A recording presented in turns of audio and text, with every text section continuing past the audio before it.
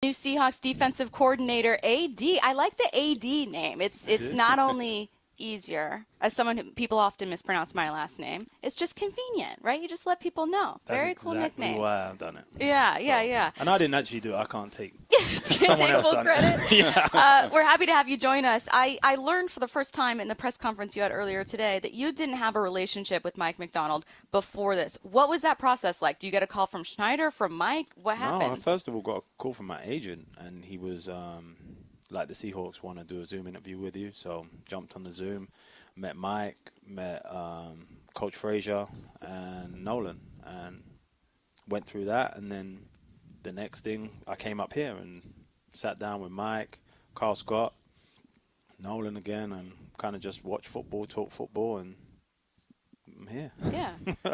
Man, you got a great story, man. I was listening to you speak during the press conference, and it's February here, so it's Black History Month, and I'm thinking about all the pioneers. I go, we're looking at a pioneer, you know? Stupid, bro. You're a pioneer. Just take it. I mean, you're from England. You're a coordinator in the NFL. I mean, you got to have some sense of pride about, Of course. where you've come and how far you've come. I think when you do anything, you should have some sense of pride, you know? Like, I'm always like, even if, and I know I shouldn't, but like, I've always got that kind of chip on my shoulder, and it's not pushing on anyone else. And I think it's that I really self-talk situations that aren't even real sometimes, you know, like that. So I can try and, I'm going to make mistakes. I know that, but I'm trying to learn and try and grow. I've got to have the growth mindset, and I've got to push, and I think if I'm fearless, the players will be fearless. Right. Do you know, like those things, like when you're not afraid to put yourself in a really uncomfortable position, and I've kind of been doing that since I started playing football, I think people see that off you and they feel it, and you can influence them in positive ways. I don't want to ask you to share anything you're not comfortable with, and obviously there are stories you're going to be telling your own players. Is there a moment when you felt deeply uncomfortable, like you put yourself in an uncomfortable situation, or even like a moment where you were like, I learned today. Like, I learned a tough lesson today. Yeah, all the time. Like even teaching. You have this like I've done it loads of times where like teaching a linebacker room is completely different to teaching a D-line room, you know, like, and I've got to do both in the NFL, and you have these crazy ideas of like teaching, I work on it, and I've made this excellent lesson. I expect them to like it and learn from it because I've just put so much effort in. Right. And it just drops like a lead balloon, and then I think to myself, that's me, bro. I'm not making it for me. I'm making it for them. I got to learn what they need, you know, like, Good point. and I know that's like, but you've got to push people to a place where they may have never pushed themselves to. You've got to question yourself all the time. You've got to be on, you know, like, and I try and think like that. And I don't always get there, I'll be honest with you, but I get more majority than I don't. I like that. You just reminded me of one of my teachers who everyone in the class felt the test. So she was like, hey, guys, it's me. Don't worry about it. Like, I take responsibility for it. Yeah. But that's a sign of a good teacher, man. You mentioned the linebacker room and the defensive line room. What's your favorite position to coach? It's different. Like, I miss coaching linebackers. I did, because I was doing it in Atlanta.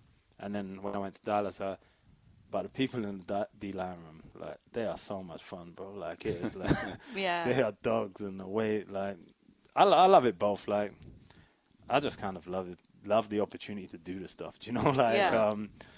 I would say that I love them for different reasons. Right. I know that you mentioned loving guys for different reasons. That's always going to be the case, right? Like, some guys you're just going to bring out different sides to them. But in general, when you think about like what resonates with you as a coach when you see that in your player, what are some traits where you're like, man, like, I love coaching this guy? One is a thirst for knowledge. Like, when a guy pushes you to find things that you may not have thought about, you know, that excites me. Like, I've had that in the last few years of a couple of players where I've had to really think outside the box, or things that have happened, and I'm working with a player that I've never worked with but had this level of talent, and I have to really think about it. And someone that is just a dog on the field. Like, I've coached some guys that, you know, when it comes down and the end of the game, you want them in the game. Like, those kind of players really excite me, you know, like, they have the look in their eye. they've taught me at times to control my emotions. You know, like that's a big thing for me. As I think I've grown in the NFL, I've really done a better job of that. Just learning off players, and then young players. I love people that just want to grow. You know, like and just enjoy being here in this moment. You know, like those things are the things that really kind of excite me, and I think that's also my job to bring that out of them. You know, I think about that a lot. I think about how do I create an environment that in the rooms I've been, I'm not talking about, I haven't got here yet, like, I'm just here. Like, as I've been through my career, I always think about, like, how am I creating an environment that, like, we love being here? Like, we know the mission that we're trying to achieve, but we want to be here, and then we grow it from there. They're the kind of, like, they're the kind of things I've been in, and I've always enjoyed it. Obviously, there's some change here in Seattle with Pete Carroll being gone and all the new coordinators. But you were with Dallas last year, so you did play against the Seahawks. What was your perception of the organization then, and what is it now that you're actually in the building and a part of the staff? That is a great question. I kind of, it's an unfair answer because I've worked with guys that have coached it. So, like, everyone said such positive things about this organization and what it represents and how you feel when you get here. And I would say now I've got here, it's more than what they said. You know, like it's like I meet the people and everyone is like kind of so, they embrace you, you know, like, and that's a cool thing, you know, like I feel like I said to my wife last night when I got home and I was like, this place is really cool. People are nice. like it's fun to come here. Like, and she was like, "That's cool." So. That's cool. We promise the weather. We know you're coming immediately from Dallas. We promise the summer is going to be beautiful. I'm gonna say I just told someone else this. I like the weather. It's probably a bit more like Yeah, that's what I'm saying. Yeah. Like I like in the winter that it gets dark in the afternoon. I like those things. Exactly. It's like they're kind of like I can't explain it, but it's like. That's how I've grown up my whole life. I've grown up in gloomy areas. And I like feeling a changing of seasons and a changing of the time of day. It's like it's dinner time. And the other thing about this place is absolutely beautiful. Yeah. So, like, no matter what the weather, you look around. I said last night, I was like, I can't believe we live here. You mentioned, again, you said, hey, you know, I met Mike McDonald through this process. Obviously didn't know him before, but we see defense the same way. You found that you have a lot in common. What is that way? I think we do see it the same way, but like I think it's more of a kind of a really higher conceptual level. I think we're both into very thoughts of how we attack certain situations. How do we make the QB play out of rhythm? How do we do certain things in the run game to affect certain parts of the line of scrimmage? How do we situationally think about the game? These are the conversations we've had, and then the growth mindset. Like we both got areas and expertise we can learn off each other, and that's exciting. You know, like when we watch film together, I love listening to him. The guy is ultra smart, and love listening to him. And then I talk about the front and stuff like that, and things we've done, and we can think of ideas. And is it good for this? Is it not? You know, like I've come from a different system. You know, so I see it right now. It's a phase of kind of really. Like I said in there, like, one, learning each other. I've got to really support him, you know, like he's the head coach of his team. So I've got to make it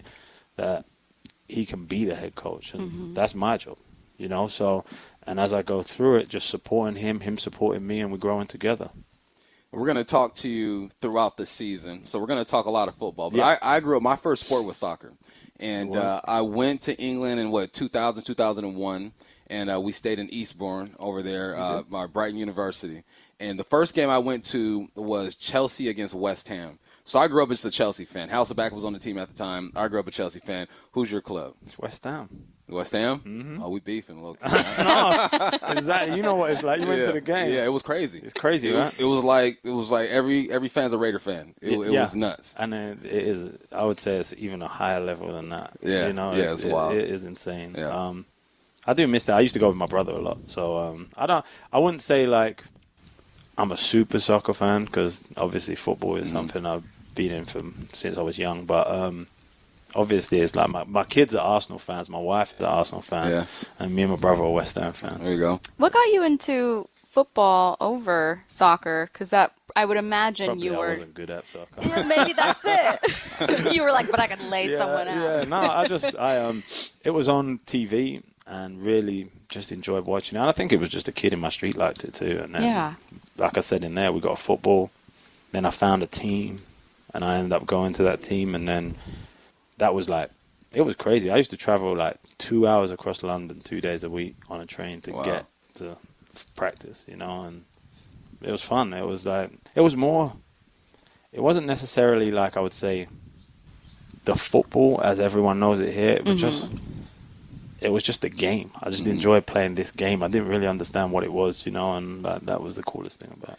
What attracted you to the defensive side of the ball? I got a son, and I was a receiver. He wants to be a receiver so bad. I go, dude, nobody wants to play defense. Go be a DB and make some plays. What attracted you to the defensive side, the dark side? The physicality and the violence. Yeah. Like that period. That time in my life, it helped me. I will say, like, it's something that I think people are longing to see. I think there's been a lot of iterations of Seahawks football. The one that I think most fans fell in love with most, obviously, the Legion of Boom. And I'm sure you're very familiar with that defense. And I think people have been kind of dying to see that. And it's different in football now, right? Rules have changed. Can't be quite as violent as you normally would have wanted. But is that still like an aspect that you like to have in your defenses, like kind of push the limit? And yeah, I think, like, obviously I've watched so much of that football because I coach for Dan Quinn. So, like, I've watched those games over and over again. I've watched the players. I've studied them, studied the system. Yeah, I think you have to play on the edge. I think it's period. I think but the biggest thing, and I talked about emotions, is you're going to fall off sometimes, but you need to learn to stay on the edge. And that's the biggest thing I've learned of playing that style of football, is that I've always thought of the game like that. So I kind of, when I met DQ, it was like a mesh of, we thought the same way. He allowed me to be who I was. And that period of my coaching, this is a new period, but that period I really enjoyed, and I learned so much of the guys that we were around, and then go into the next phase, you know. But I would say playing on the edges, that is a must. Well, we can't wait to see more of who you are here in Seattle. You have a big off season ahead. Obviously, OTAs are going to get here. You're going to have some rookies to work with, training camp, and Bump and I and many others will be following along the way. He is your Seahawks defensive coordinator, Aden Durde, a.k.a. Coach AD. Coach, thanks so much for joining us. Thanks so much for your time. Really appreciate it, guys.